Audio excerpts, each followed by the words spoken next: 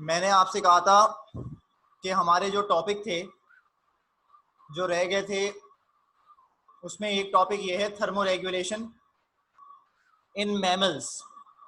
Mammals के अंदर thermo regulation. अब आपको मालूम है बेटे कि मैमल्स कौन से लिविंग ऑर्गेनिज्म होते हैं। मैमल वो तमाम लिविंग ऑर्गेनिज्म होते हैं जो अपने यंग वन को फीड करते हैं मिल्क, उनको मैमल्स कहते हैं आप। और थर्मो रेगुलेशन के मायने होते हैं मेंटेनेंस ऑफ बॉडी टेम्परेचर, यानी कि बॉडी के टेम्परेचर को मेंटेन करना। हमें मालूम है कि थर्मो रेगुलेशन दो ही तरह के ग्रुप्स हैं लिविंग ऑर्गेनिजम्स के जो कर सकते हैं। एक तो मैमल्स हैं और दूसरे एव्स हैं, यानी कि जो वार्म ब्लडेड एनिमल्स हैं। ये जो एव्स हैं मतलब परिंदे, और जो हम मैमल्स हैं, मैमल्स 36 से लेकर 38 डिग्री सेल्सियस की रेंज में, मैमल्स 36 से लेकर 38 डिग्री सेल्सियस की रेंज में टेम्परेचर मेंटेन करते हैं। जबकि जो एव्स हैं उनकी रेंज इससे ज़्यादा बड़ी है, वो 44 डिग्री सेल्सियस या 43 डिग्री सेल्सियस मैक्सिमम और मिनिमम 36 डिग्री सेल्सियस तक मेंटेन करा सकते हैं अपने बॉडी का टेम्परेचर। अब अगर हम बात करें पर्टिकुलरली सिर्फ मैमल्स की, तो दो तरह की क्लाइमेटिक कंडीशंस हैं। एक है कोल्ड टेम्परेचर और एक है हॉट टेम्परेचर। हम बात कर रहे हैं अभी कोल्ड टेम्परेचर की, यानी कि जब सर्दियां होंगी तो मैमल किस तरह से अपना टेम्परेचर मेंटेन कराएंगे। तो कोल्ड टेम्परेचर के अंदर जब सर्दी है, हमारे सराउंडिंग में टेम्परेचर कम हुआ है, तो उसको मेंटेन कराने के, बॉडी के टेम्परेचर को मेंटेन कराने के दो तरीके हो सकते हैं। एक तो फिजियोलॉजिकल प्रोसेस है जिसमें बॉडी के फंक्शंस इन्वॉल्व हैं, और एक बिहेवियरल प्रोसेस है, मतलब बिहेवियर में क्या क्या चेंजेस आते हैं, क्या इंसान काम करता है एक्सटर्नली अपने बॉडी के टेम्परेचर को मेंटेन कराने के लिए। तो जो फिजियोलॉजिकल प्रोसेस हैं, जो फिजियोलॉजिकल प्रोसेसेस हैं यानी कि बॉडी के फंक्शंस, वो भी दो तरह से डिवाइडेड हैं। एक है नॉन शिवरिंग थर्मोजेनेसिस और एक है शिवरिंग थर्मोजेनेसिस। जेनेसिस के मायने होते हैं बनाना, टेम्परेचर बनाना। नॉन शिवर का मतलब होता है बगैर कांपे, और शिवरिंग का मतलब होता है जब आप कांपते हैं, आपको सर्दी लगती है, आपके मसल्स कांटेक्ट करते हैं खुद ब खुद ऑटोमेटिक। तो उसमें भी सबसे पहले नॉन शिवरिंग थर्मोजेनेसिस है। नॉन शिवरिंग थर्मोजेनेसिस यानी कि बगैर कांपे, सर्दी हो रही है बाहर और आप अपने बॉडी का टेम्परेचर मेंटेन कराने की कोशिश कर रहे हैं। कैसे? ये तीन काम करके। वो तीन काम क्या है? सबसे पहला काम इरेक्शन ऑफ हेयर्स। आपकी स्किन पे जो बाल हैं, आपकी बॉडी की स्किन के ऊपर जो बाल हैं, ये एक मसल से कनेक्टेड होते हैं। इस मसल का नाम है इरेक्टर पिलाई। इरेक्टर पिलाई एक मसल का नाम है। It is the name of a muscle, erector पिलाई। वो आपके बालों के साथ कनेक्ट हुआ होता है, जो आपके बाल आपकी स्किन के ऊपर है। जब भी कभी आपको सर्दी लगती है तो आप कांपते हैं ये, लेकिन बाज़ दफा ऐसा भी तो होता है ना कि आप कांपते नहीं हैं। नॉन शिवरिंग मतलब आप कांपते नहीं हैं, आपके बाल जो हैं खाली वो इरेक्ट हो जाते हैं। तो ये जो बाल इरेक्ट होते हैं आपके, ये इस मसल के कॉन्ट्रैक्ट करने की वजह से इरेक्ट होते हैं। इरेक्टर प्लाई मसल जब भी कभी कॉन्ट्रैक्ट करता है तो आपकी पूरी बॉडी पे जहां जहां भी बाल हैं स्किन के ऊपर, वो सब इरेक्ट हो जाते हैं, खड़े हो जाते हैं, जिसको आप इंग्लिश में कहते हैं गूज बम्स हो गए। इससे होता क्या है कि एयर ट्रैप हो जाती है, एयर फंस जाती है स्पेस, दो बालों के दरमियान की जो स्पेस होती है उसमें। और जब एयर फंस जाती है उसके अंदर, फ्रेश एयर नहीं आ पाती, नहीं हिट कर पाती बॉडी को, तो हमारी बॉडी के अंदर जो हीट है वो बाहर नहीं निकल पाती। और जब तक बॉडी से हीट बाहर नहीं निकलेगी, हीट लॉस नहीं होगा। और अगर हीट लॉस नहीं होगा तो आपको सर्दी नहीं लगेगी, मतलब आपका टेम्परेचर आहिस्ता आहिस्ता बढ़ने लगेगा, क्योंकि आपकी बॉडी के अंदर हीट रुकेगी। तो by doing erection of air,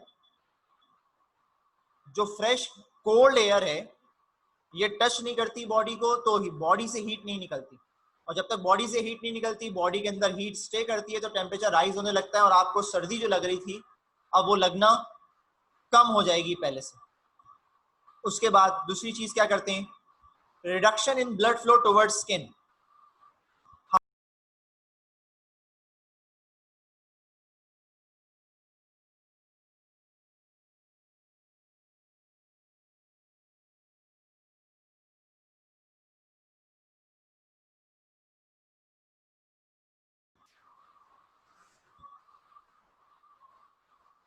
इसके पास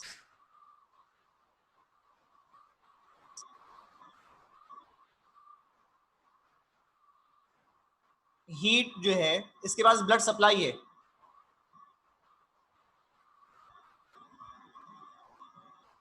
हमारी स्किन के पास बेटे ब्लड सप्लाई है।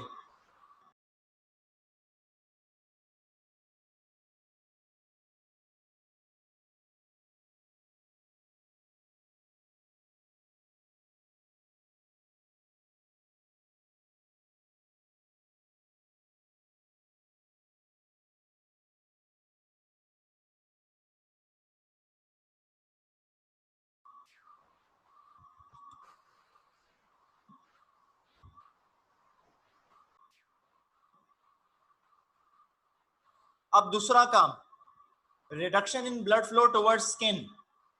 हमारी जो स्किन है इसकी भी ब्लड सप्लाई है, इसके पास भी ब्लड आ रहा है, हमारी स्किन के पास भी ब्लड आ रहा है। और जो स्किन के पास ब्लड आ रहा है वो कौन लेके आ रही हैं, ब्लड वेसल्स लेकर आ रही हैं ब्लड को स्किन के पास।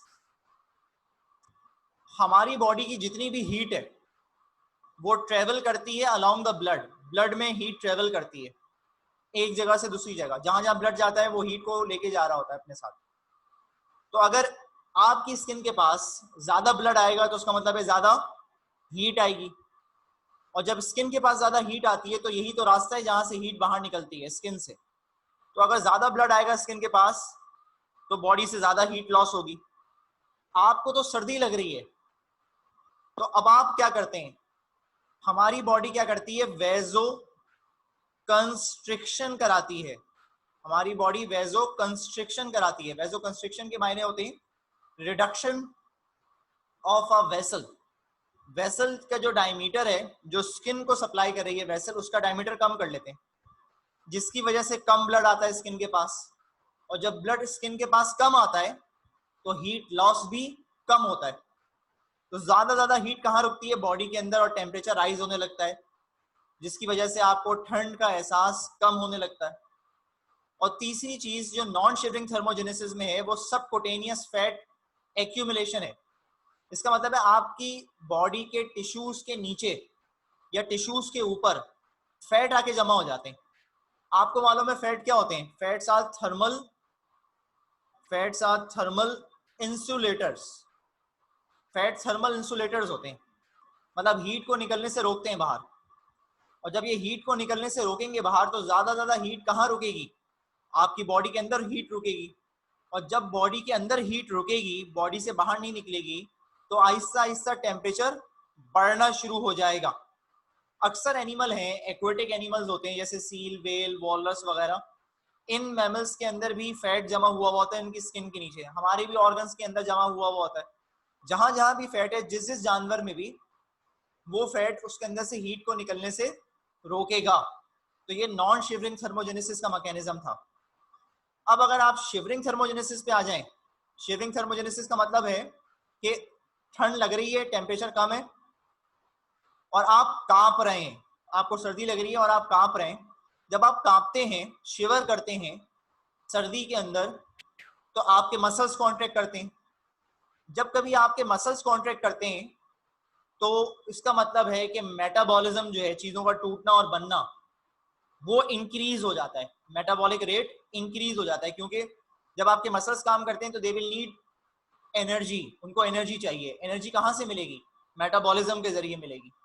तो आपके मसल्स जब भी कभी कॉन्ट्रैक्ट करते हैं, आपकी विल से बाहर होते हैं ये, आप जानबूझ के तो नहीं कांप रहे होते ना, खुद ब खुद ही कांप रहे होते हैं, तो ऑटोमेटिक मूवमेंट होती है ये।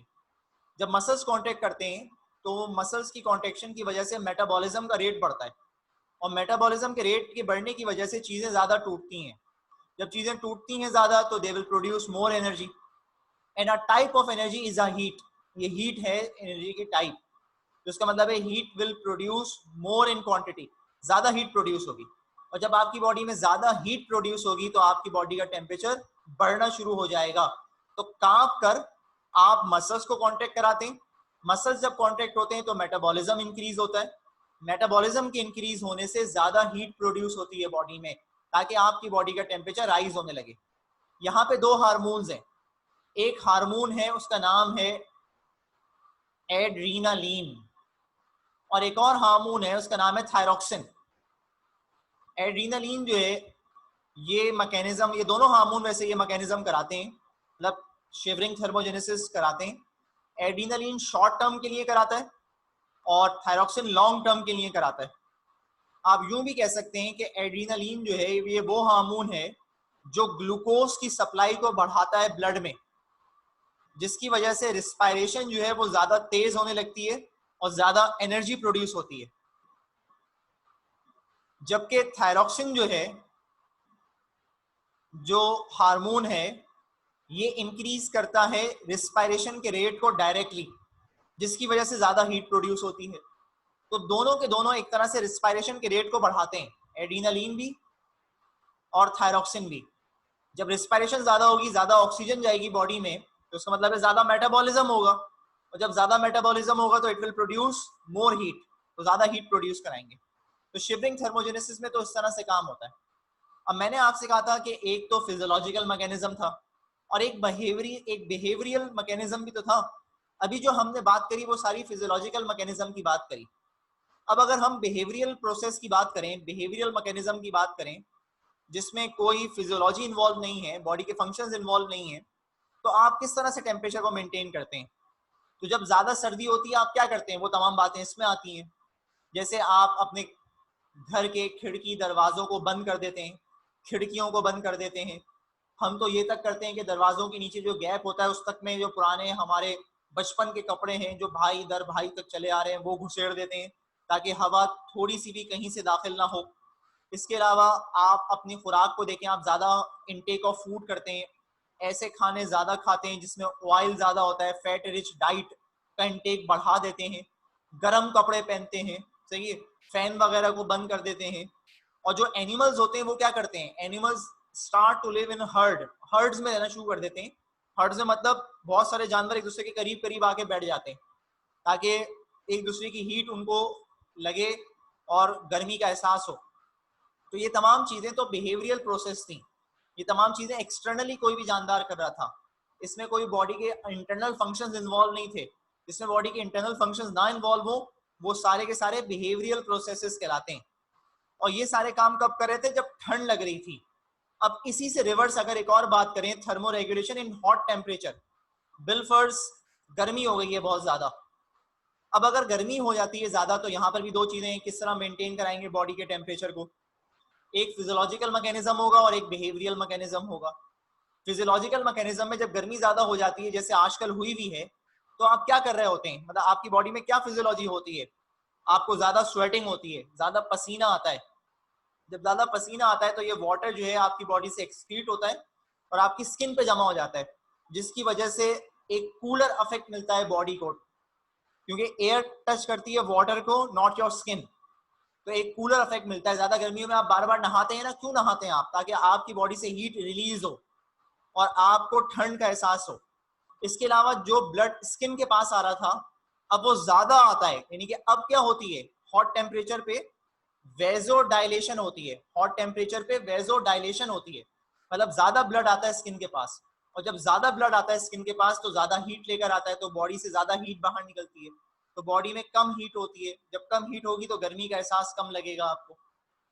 इसके अलावा ये तो वो फंक्शन थे जो कि कोई भी मैमल कर रहा है, लेकिन डॉग्स जो होते हैं, जो डॉग्स होते हैं या कैट्स होती हैं, उनमें एक और चीज है। डॉग्स या कैट्स एक काम करते हैं, उसको कहते हैं पेंटिंग। पेंटिंग, डॉग्स और कैट्स एक काम करते हैं, उसको कहते हैं पेंटिंग। असल में इन एनिमल्स के पास ना स्वेट ग्लैंड नहीं होते, तो उनको पसीना नहीं आता, तो ये अपना मुंह खोल के रखते हैं। आप देखते हैं ना कुत्तों को बिल्लियों को अपना मुंह खोल के रखते हैं, जबान बाहर निकाल के रखते हैं, वो क्यों निकाल के रखते हैं? उसको कहते हैं पेंटिंग। ये अपने अपने ओरल कैविटी से हीट को रिलीज करने की कोशिश कर रहे होते हैं, अपनी टंग के जरिए हीट को रिलीज करने की कोशिश कर रहे होते हैं। इस प्रोसेस को इन एनिमल्स के अंदर पेंटिंग कहते हैं। इसके अलावा बिहेवियर प्रोसेसेस की अगर बात करें तो जब ज्यादा गर्मी होती है तो क्या बिहेवियरल मैकेनिज्म करते हैं आप? ज्यादा गर्मी में, जैसे आजकल है गर्मी, तो आप क्या कर रहे होते हैं? आप ऐसे कपड़े पहन रहे होते हैं जो पतले हों, ऐसे कलर्स पहन रहे होते हैं जो ज्यादा डार्क ना हो, लाइट कलर्स हो।